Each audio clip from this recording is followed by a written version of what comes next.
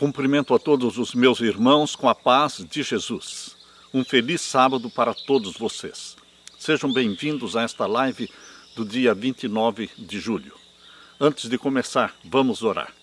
Pai querido que estás nos céus, na tua presença estamos para te louvar, para te adorar e suplicar, em nome de Jesus, que o Senhor derrame o Espírito Santo sobre mim e os meus irmãos. Que ao abrirmos a tua palavra, o Espírito Santo derrame sobre nós luz celestial, para entendermos a mensagem que o Senhor tem para nós. Muda o nosso coração, dá-nos a mente de Jesus, dá-nos o caráter santo de Jesus, pois é em nome de Jesus que suplicamos. Amém, Senhor.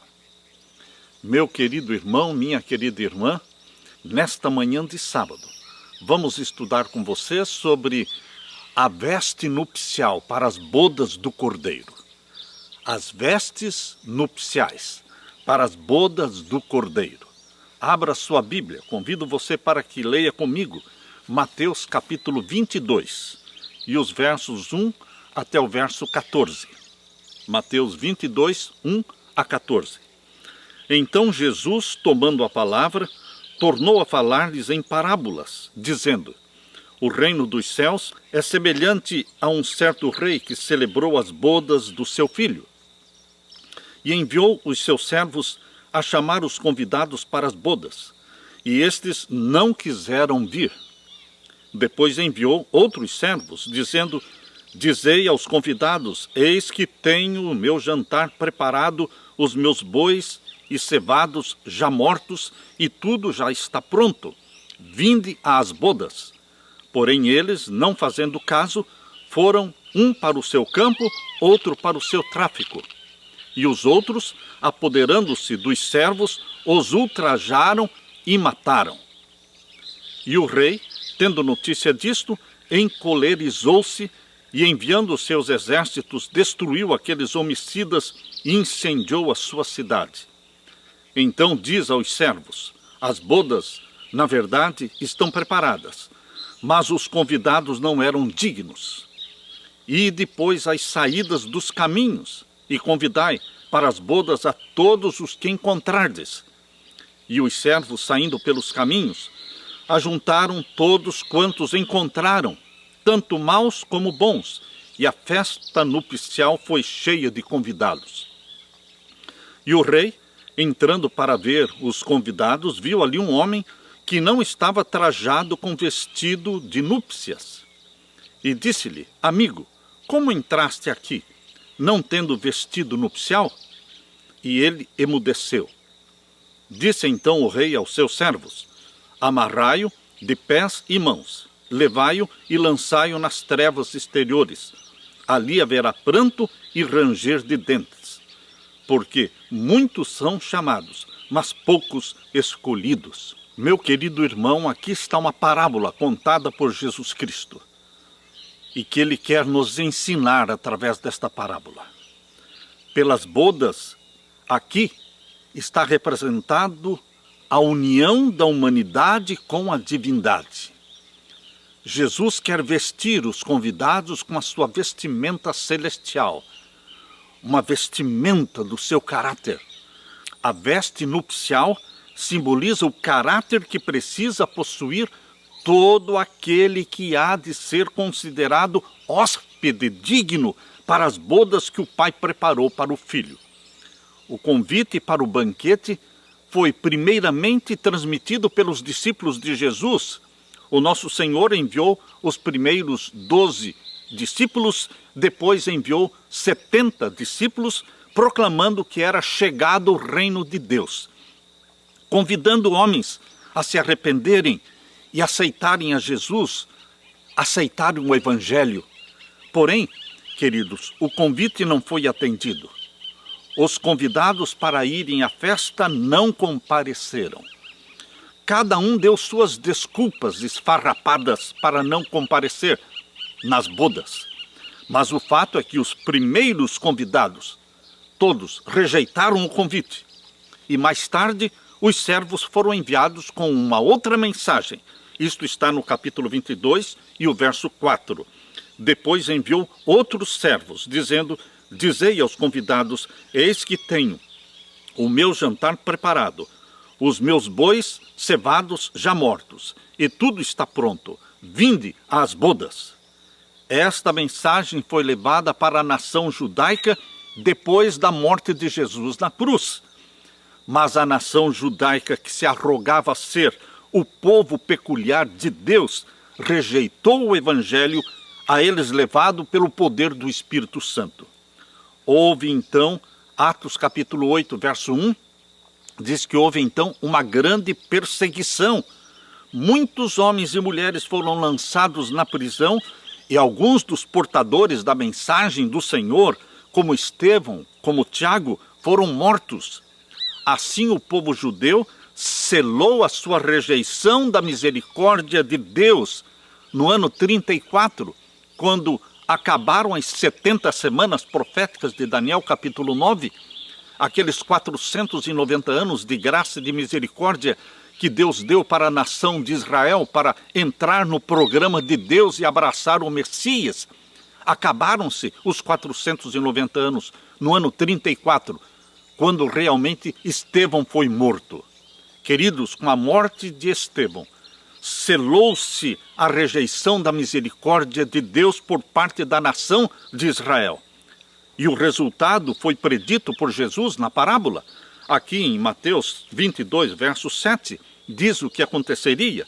E o rei, tendo notícia disto, encolerizou-se e, enviando seus exércitos, destruiu aqueles homicidas e incendiou a sua cidade. Queridos, o juízo pronunciado por Jesus atingiu os judeus na destruição de Jerusalém e na dispersão do povo no ano 70. No ano 70 depois de Cristo, quando Jerusalém foi cercada pelo exército romano, Jerusalém foi destruída e cerca de 1 milhão de judeus foram mortos na destruição de Jerusalém. O terceiro convite enviado por Deus para os convidados representa a pregação do Evangelho agora não mais para a nação de Israel, mas a pregação do Evangelho para os gentios. Por isso diz aqui no capítulo 22 de Mateus, versos 8 e 9. Então diz aos servos: as bodas, na verdade, estão preparadas, mas os convidados não eram dignos. O povo de Israel não era digno, rejeitou o Messias. E o verso 9: e depois as saídas dos caminhos, e convidai para as bodas a todos os que encontrardes. Vão e convidem a todos. Este é o convite da salvação, do Evangelho do nosso Senhor Jesus Cristo, dirigido a todos os gentios. Queridos, agora, após o ano 34 depois de Cristo, o Evangelho foi pregado para os gentios. Os servos foram pelos caminhos e ajuntaram bons e maus, diz o capítulo 22, verso 10. E os servos, saindo pelos caminhos, ajuntaram todos quantos encontraram, tanto maus como bons, e a festa nupcial foi cheia de convidados. Quando o rei entrou para ver os convidados, foi revelado o verdadeiro caráter de todos. A cada um foi provido pelo próprio dono da festa, por Deus, representado pelo anfitrião. Aqui está Deus, e Deus proveu um vestido para as bodas. As pessoas não poderiam entrar do jeito que queriam. Deus estabeleceu que todos tinham que se vestir com a vestimenta nupcial. Essa veste era uma dádiva do rei. Usando-a, os convidados demonstravam respeito ao doador da festa. Um homem, porém, estava com seus trajes comuns. Um homem que estava presente na festa recusara fazer a preparação exigida pelo rei. A veste provida para ele, com um grande custo, foi desdenhada, foi desprezada. Deste modo, insultou ao seu senhor. E a pergunta do rei foi esta, que está em Mateus 22, verso 12. E disse-lhe: amigo, como entraste aqui, não tendo vestido nupcial? E ele emudeceu, não pôde responder nada. E então o verso 13: Disse então o rei aos servos: amarrai-o de mãos e pés, levai-o, lançai-o nas trevas exteriores, ali haverá pranto e ranger de dentes. Queridos, o exame dos convidados pelo rei representa uma cena de julgamento. Os convidados à ceia do Evangelho são os que professam servir a Deus, cujos nomes estão escritos no livro da vida do Cordeiro. Nem todos, porém, que professam ser cristãos são discípulos verdadeiros. Antes que seja dada a recompensa final, na segunda vinda de Jesus, os verdadeiros discípulos precisam ser revelados. Eles precisam ser julgados. Esta decisão deve ser feita antes da segunda vinda de Jesus nas nuvens do céu. Porque quando ele vier, o galardão estará com ele, conforme diz Apocalipse 22:12, o galardão para ser dado a cada um segundo as suas obras. Enquanto os homens estão ainda sobre a terra, é que a obra do juízo investigativo, do juízo celestial, pré-advento, se efetua lá no santuário celestial. Este juízo celestial de investigação começou em 1844, no final dos 2.300 anos de Daniel 8:14. Começou em 1844 o juízo celestial.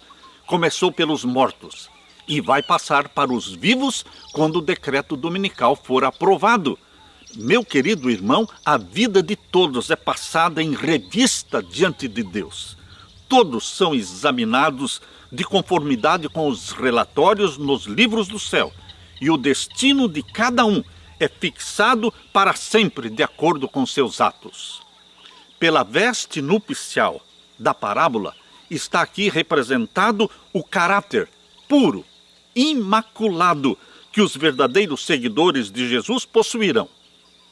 Queridos, recusar a veste nupcial é não ter o caráter de Cristo. Simplesmente assim. Foi dado para a igreja, diz aqui em Apocalipse 19, verso 8, Apocalipse 19, verso 8 diz: foi dado à igreja que se vestisse de linho fino, puro e resplandecente. Toda a igreja de Deus remanescente que será arrebatada para o céu estará vestida de linho fino, puro e resplandecente, sem mácula, nem ruga, nem coisa semelhante. Efésios 5, 27. A Bíblia é muito clara que todos os salvos em Jesus Cristo estarão revestidos da vestimenta santa, pura, imaculada, do caráter de Jesus. A justiça de Cristo, o seu caráter imaculado, é comunicado a todos os que aceitam a Jesus como Salvador. Meu querido irmão, minha querida irmã, você e eu, que abraçamos a Jesus como nosso Salvador, temos o privilégio de receber também o caráter de Jesus, receber em nós a mente de Jesus. Como é que nós poderemos obter este caráter sem mácula e sem ruga? Como? O homem não pode dar o seu próprio jeito para suprir as perdidas vestes da inocência. Você não pode tentar se salvar pelas obras. Você não consegue fabricar uma vestimenta que o torne digno de entrar nas bodas do Cordeiro.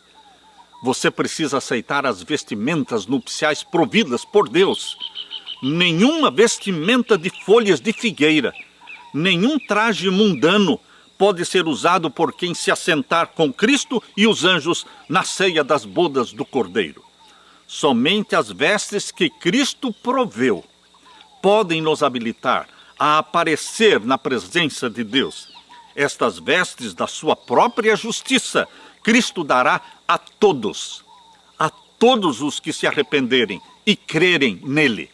Meu querido irmão, por isso Jesus aconselha, em Apocalipse capítulo 3, o verso 18, veja o conselho que Jesus dá. Aconselho-te, diz ele, que de mim compres vestes brancas, para que te vistas e não apareça a vergonha da tua nudez. Meu querido irmão, este vestimentas brancas que Jesus está oferecendo, foi tecido lá nos teares do céu e não tem nenhum fio de origem humana. Em sua humanidade, Cristo formou um caráter perfeito e ele nos oferece este caráter gratuitamente, caráter que nos é dado pela comunhão com Jesus. Mas esse caráter de Jesus não nos pode ser dado instantaneamente. Instantaneamente, de uma só vez, o perdão pode ser dado. O perdão é instantâneo. Quando você se ajoelha e confessa os seus pecados, instantaneamente você é perdoado. Você se levanta da oração, perdoado, justificado e salvo em Jesus Cristo. Mas ainda não lhe foi comunicado o caráter de Jesus, a mente de Jesus. Isto exige um processo longo. A comunicação do caráter de Jesus, a implantação da mente de Jesus em você e em mim, exige um processo longo que se chama santificação, que ocorre através da comunhão diária com o nosso Jesus. É exatamente nesse ponto que a grande maioria dos cristãos se engana, porque eles pensam que quando aceitaram a Jesus como Salvador e foram batizados, também receberam o caráter de Jesus, a mente de Jesus. Mas isso não acontece instantaneamente, meu querido irmão. A justiça imputada é instantânea. A justiça imputada se chama justificação, perdão. Isso é instantâneo. Mas a justiça comunicada, que se chama santificação, ela não é instantânea, mas ocorre pela comunhão diária ao longo da nossa vida. Por isso a santificação é obra de toda a sua vida. Quando negligenciamos a comunhão diária, o processo da santificação não acontece. E o cristão, já batizado, já membro da igreja, continua com a mesma mente pecaminosa, com o mesmo caráter pecaminoso. Nada mudou para ele. A velha natureza pecaminosa continua dominando a sua vida. Se a justiça comunicada, através da santificação, da comunhão diária, não acontecer, nós vamos continuar com a nossa própria justiça, que a Bíblia chama de trapos de imundícia. Queridos, Isaías capítulo 64, verso 6, diz: todas as nossas justiças são como trapo da imundícia. Isto não pode abrir as portas do céu para você. A única possibilidade da porta do céu se abrir para você é você estar vestido com a justiça de Cristo. É a veste nupcial. Jesus foi obediente. Jesus foi obediente a todos os reclamos da lei. De si mesmo, Jesus falou assim em Salmos 40 e o verso 8: deleito-me em fazer a tua vontade, ó Deus meu. A tua lei, sim, a tua lei está dentro do meu coração. Quando Jesus esteve na terra, ele disse para os discípulos em João capítulo 15, verso 10: tenho guardado os mandamentos do meu Pai. Queridos, por sua obediência perfeita, Jesus tornou possível a todo homem, a toda mulher, obedecerem aos mandamentos de Deus. Quando nos sujeitamos a Jesus diariamente, nosso coração se une ao seu coração. Quando nos sujeitamos a Jesus diariamente, nossa vontade imerge na vontade de Jesus, nosso espírito torna-se um com o espírito de Jesus, nossos pensamentos serão levados cativos e submissos a Jesus. Viveremos então a vida de Jesus aqui na terra. Muitos não querem acreditar nisso. Muitos preferem acreditar que a roupa para o casamento é apenas uma cobertura que Jesus nos dará quando ele voltar. Aí está o grande engano. Grande engano. Porque na volta de Jesus, ele não dará veste nupcial para ninguém. A veste nupcial é dada antes das bodas. Quando Jesus Cristo voltar, ele nos arrebata para as bodas. Todos já teremos que estar vestidos com a vestimenta branca, a vestimenta nupcial da justiça de Cristo. A roupa é o caráter que Deus está desenvolvendo em nós hoje, através da justiça comunicada, isto é, através da santificação. Deus está desenvolvendo o caráter de Jesus em você, em mim.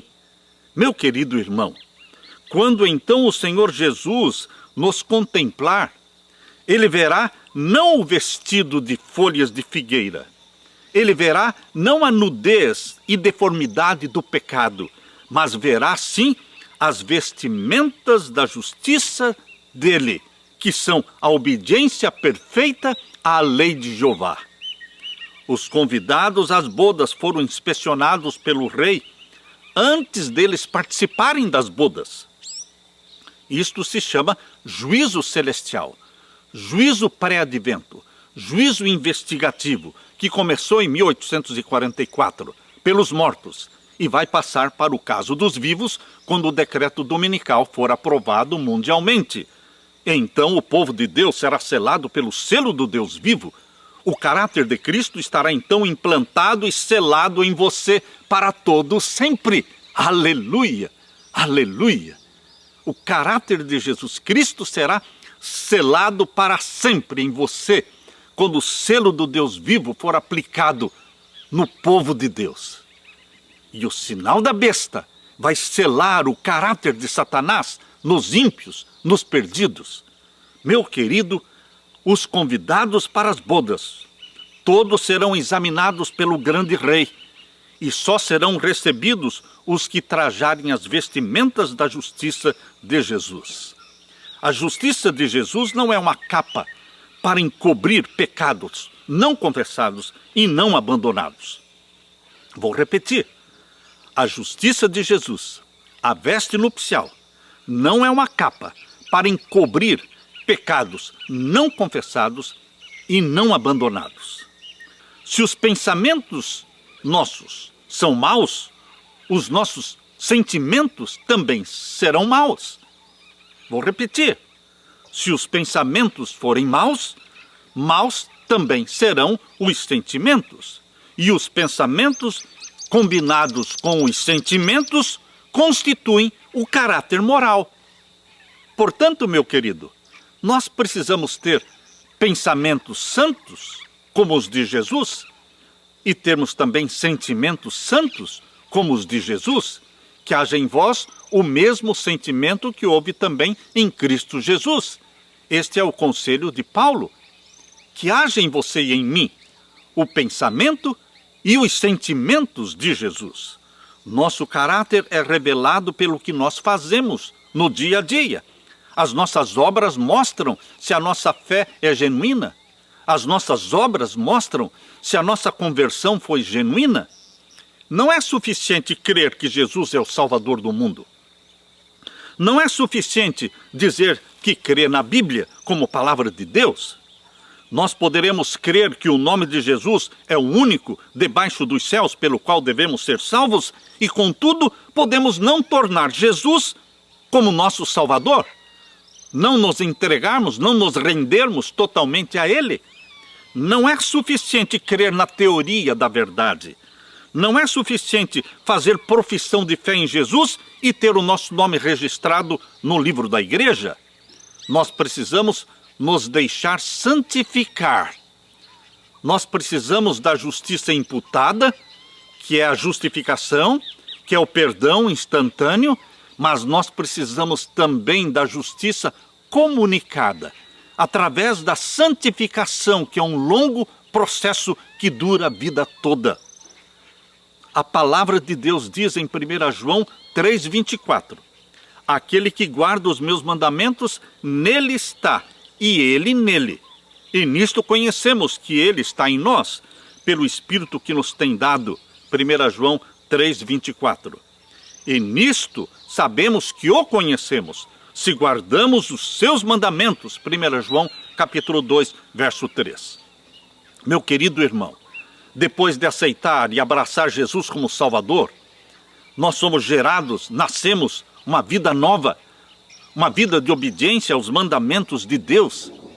Isso não ocorre na vida da maioria dos cristãos. A obediência normalmente não está vindo como resultado da salvação. Dizem estar salvos em Jesus Cristo, mas nunca se tornaram filhos obedientes a Deus. A obediência aos mandamentos de Deus não salva. Quem salva é Jesus. Mas a obediência aos mandamentos de Deus é uma evidência genuína da experiência que tivemos com Jesus. Qualquer que seja a nossa profissão, nada valerá se Cristo não for revelado através de obras de obediência. A verdade deve estar plantada no coração. Cada jota e cada tio da palavra de Deus deve ser introduzido na vida diária. Aquele que se torna participante da natureza divina estará em harmonia com o grande padrão de justiça de Deus, sua santa lei. Esta é a norma pela qual Deus mede as ações dos homens. E esta será também a pedra de toque do caráter no juízo. Muitos há que dizem que na morte de Cristo, a lei de Deus foi revogada, foi anulada, mas nisto eles se contradizem com as próprias palavras de Jesus, porque Jesus disse em Mateus capítulo 5, verso 17 e 18, não cuideis que vim destruir a lei ou os profetas, até que o céu e a terra passem, nem um jota, nem um tio se omitirá da lei. Meu querido irmão, Satanás declarou que era impossível ao homem obedecer aos mandamentos de Deus. E é verdade que por nossa própria força não podemos obedecer os mandamentos de Deus. Porém, Jesus Cristo veio na forma humana e por sua perfeita obediência provou que a humanidade e a divindade combinadas. Jesus provou que a humanidade e a divindade combinadas podem sim obedecer a todos os mandamentos de Deus. Jesus diz em João 1,12, a todos quantos o receberam, deu-lhes o poder de serem feitos filhos de Deus, aos que creem no seu nome. Quando você abraça Jesus, você se torna filho e filha de Deus. Este poder não está no instrumento humano. Este poder é o poder de Deus. Quando uma alma recebe a Jesus, recebe também o poder de viver a vida de Jesus. Quando uma alma recebe a Jesus, também recebe o poder de viver a vida de Jesus. E a vida de Jesus foi uma vida de obediência. Deus requer dos seus filhos perfeição. Sede vós perfeitos, como é perfeito o vosso Pai Celestial.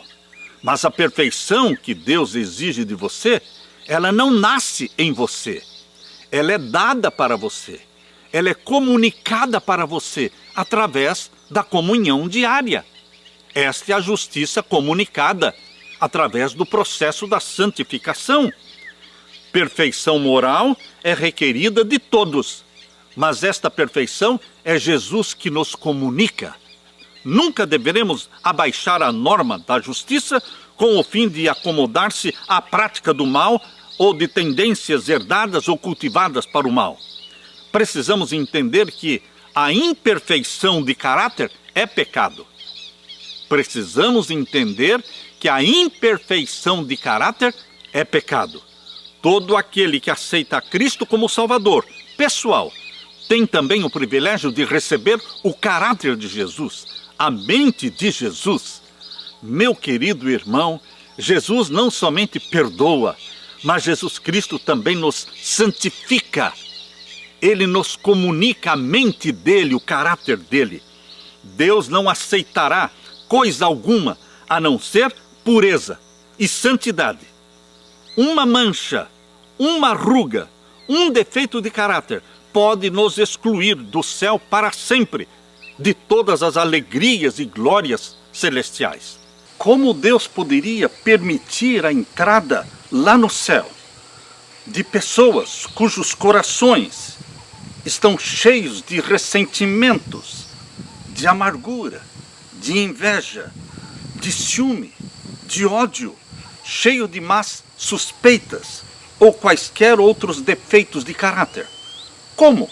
Deus não pode deixar entrar no céu corações contaminados pelo pecado. O caráter não será mudado quando Jesus voltar. A mudança do nosso caráter precisa ser feita hoje. É neste período em que nós estamos vivendo, antes do fechamento da porta da graça, o tempo de mudança, o tempo de formação do caráter é agora. Muitos estão enganando a si mesmos, pensando que o caráter poderá ser mudado na segunda vinda de Jesus. Mas não haverá conversão do coração na volta de Jesus. Temos que nos arrepender dos nossos defeitos de caráter aqui e agora. E pela graça de Jesus, precisamos vencer os nossos pecados, nossos defeitos, enquanto dura a graça, enquanto a porta da graça está aberta.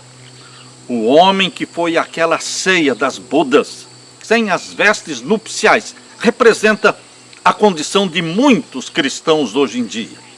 Professam ser cristãos e reclamam as bênçãos e os privilégios do Evangelho, contudo não sentem a necessidade da transformação do caráter.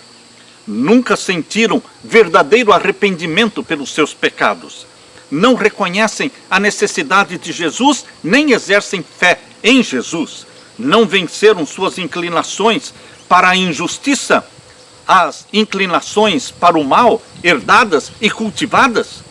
Contudo, pensam ser bastante bons em si mesmos e confiam em seus próprios méritos, em vez de confiar nos méritos de Jesus. Como ouvintes da palavra, vão ao banquete, mas não tomaram e não vestiram a veste nupcial do caráter de Jesus. Muitos que se chamam cristãos são meros moralistas humanos. A obra do Espírito Santo lhes é estranha. Não são praticantes da palavra. Os professos seguidores de Cristo hoje não são mais um povo peculiar e separado do mundo. A linha de demarcação entre a igreja, o povo de Deus e o mundo é uma linha que está desaparecendo gradualmente. Queridos, o povo está se subordinando ao mundo, às suas práticas, aos costumes, aos egoísmos. A igreja passou para o mundo e o mundo entrou para dentro da igreja. Diariamente a igreja está se convertendo ao mundo. Meu querido irmão, minha querida irmã, todos esperam ser salvos. Todos querem o céu. Todos exaltam as riquezas da graça divina, esperando assim, com a graça divina, ocultar defeitos de caráter, defeitos que nunca foram confessados e nunca foram abandonados. A justiça de Cristo, meus queridos irmãos, não encobrirá algum pecado acariciado.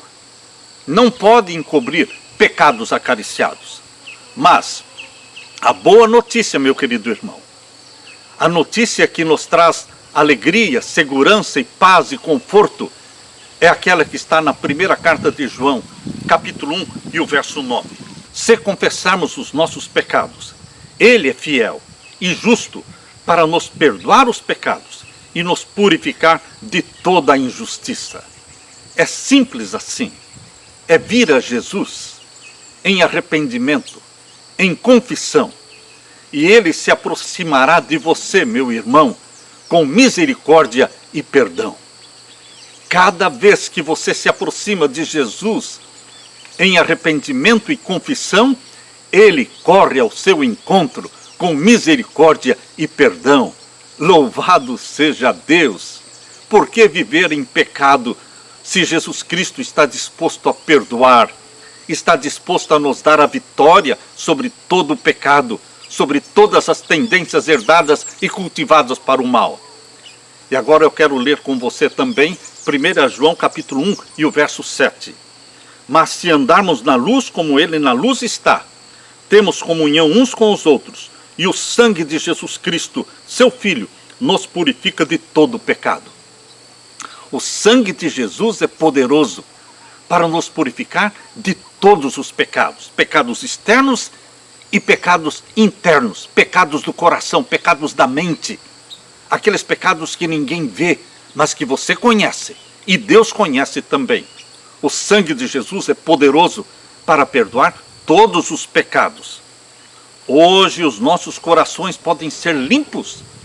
Hoje poderemos ter uma atitude correta se nos achegarmos a Jesus e lhe dermos todos os nossos pensamentos e sentimentos errados. Se dermos a Jesus todas as nossas atitudes erradas, o sangue de Jesus nos purificará de todo o pecado. Ele tem o poder para mudar o nosso coração e nos encher do seu amor. Hoje, a perfeição moral, a perfeição espiritual, mediante a graça de Jesus e a habitação do Espírito Santo em nós, é possível. Jesus é a fonte do poder. Jesus é a fonte da vida. Venha a Jesus, meu querido irmão, agora. Não deixe para amanhã, mas continue vindo a Jesus amanhã e depois de amanhã. Continue vindo, buscando a Jesus Cristo cada dia da sua vida. Isto é santificação. Isto é o que Deus quer. E se você vier a Jesus Cristo, tenha certeza de que Ele não vai rejeitar você. Porque Jesus prometeu, em João capítulo 6, e o verso 37, todo aquele que o Pai me dá, virá a mim. E o que vem a mim, de maneira nenhuma o lançarei fora. Aleluia, aleluia. Aquele que clama pelo sangue de Jesus, aquele que vem a Jesus Cristo, não será rejeitado, nem lançado fora, mas será perdoado, será santificado. Meu querido irmão, minha querida irmã, a mensagem de Deus para você hoje não é de desânimo, mas é de alegria, é de conforto. E o convite de Jesus continua sendo feito. Vinde a mim, vós cansados e oprimidos, venham a mim e encontrarão descanso para a alma. Aprendam de mim, que sou manso e humilde de coração, disse Jesus, porque o meu fardo é leve e o meu jugo é suave. Jesus Cristo quer encher o seu coração de paz. Jesus Cristo quer dar para você a mente, o caráter dele, a santidade dele.